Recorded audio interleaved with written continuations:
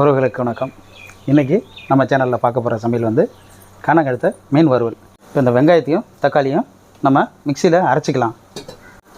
இந்த அளவுக்கு இந்த வெங்காயத்தையும் தக்காளியும் பேஸ்ட் பண்ணிக்கணும்.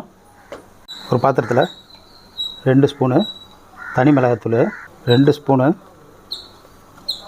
மல்லித்தூள், 1/2 ஸ்பூனு மஞ்சத்தூள், 1 ஸ்பூனு பெப்பர் தூள், தேவையான அளவுக்கு உப்பு, புளி கரைசல், இதில் சோம்புத்தூளை கலந்துக்கணும். இப்போ இந்த அரைச்சி வச்ச வெங்காயம் தக்காளியை நம்ம இதில் ஒட்டிக்கலாம்.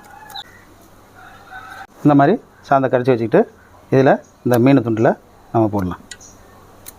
நல்லா இது மீன் வந்து ஒரு மணி நேரம் ஊறிடுச்சு. இப்போ நம்ம இதை பொரிச்சு எடுக்கலாம்.